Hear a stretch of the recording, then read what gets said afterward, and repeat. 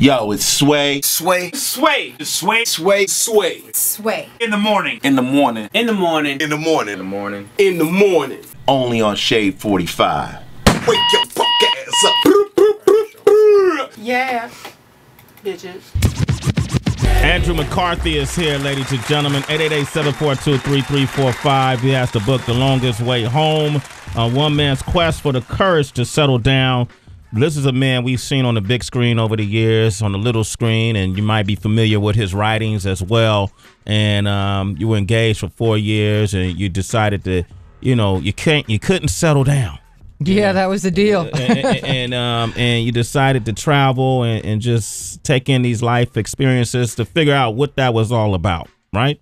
Yeah, I mean, I wanted to sort of, in essence, sort of come home to myself and figure out why I couldn't do that. Mm-hmm. And so that's what I was doing. We were just talking before about like kids. My fiance and I, we have kids together. We have a daughter together, and it's the greatest thing that ever happened to me, having kids, and it's just the worst thing that ever happened to me. I mean, kids just crack you open. It's horrible to love somebody so much. Yeah, right.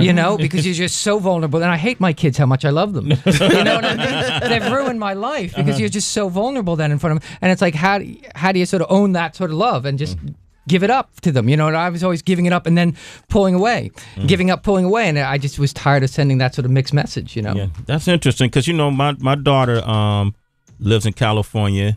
I have joint custody of her, but she stays with her mother.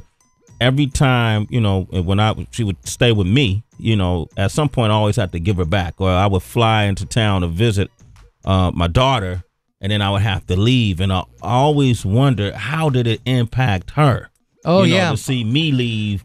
Every time I came, she had to see me leave. How did it impact your kids, you think? Well, I mean, I have a son from my first marriage, and he spends half his time with me and half the time with his mother, and every week then he's got to go, or I'm leaving. And it's often when he's leaving, we get in a fight.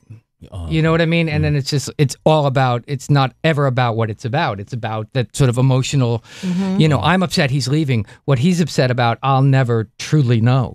You know what I mean? And so he's done that his whole life, gone back and forth like that. So it's what he knows. And yet it's people got to deal with what they have to deal with. Yeah. But and everybody loves each other, and everybody gets along well, but he's still the one going back and forth and dealing with all that. It's complicated. And then he has a sister who stays with us all the time, so he comes back, feels like she's getting all the love. Where's his? Where did she got this while I was away? What about Yeah. And so everybody's complicated and everybody's vulnerable trying to figure it out. And meanwhile, your wife is worried about you in the Amazon right now with Amazonian women. Most of the time she's going, just go back to the Amazon. Really? So what was the Amazon like? I mean, you went through I've been to the Amazon twice. Amazon's really cool. Yeah? Yeah, I went on one sort of fancy luxury boat, and then I went on one where you just sort of sling a hammock on like a public bus going down the Amazon, where like 300 people just sort of swinging in your hammocks with one bathroom for a week, which was amazing. The bathroom was kind of gross, but I mean, it was a great experience. Love that. Did you get to see any, because in the Amazon, they still,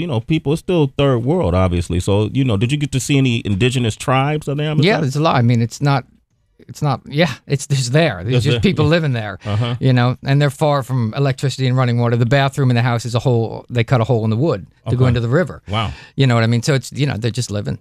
Did you go into a tribe that, were head shrinkers? I did not see any head shrink. No, I don't think so. No, okay. But I did. A guy had a bunch of anacondas. He's like 8-foot, giant snakes, sort of all slithering around him. He was like the snake dude in the village, and he was like wanting to show me all his snakes. I'm like, yeah, I gotta go. I'm starting to get why you would want to travel like this to find yourself now, so you could be around anacondas. And did the book? Did you find what you were looking for after all this journey? I mean, I think so. I think I come home, a better version of me when I come home, and I bring the love more when I come home. Basically, it's the bottom line. My wife likes me better when I get home because I'm more just like appreciative. Whether it's appreciative or whether absence makes the heart go fonder, or whether it's just like I feel better about life and my place in the world, and if I feel better about where I'm at, then I can bring that to you. You know what I mean? That's and so beautiful. there's just that sense of this is where we fit. I'm gonna try to run. See, I want to run. I'm gonna play back this interview for when I get married, and I want to travel around the world. See if she buys it. Listen to what Andrew said. I'm leaving. You know, but I'll be back. See, that's the thing. You got to say I'll be back. A better person for you. You know, The Longest Way Home: One Man's Quest for the Courage to Settle Down. Get the book. It's Sway in the morning, only on Shade 45.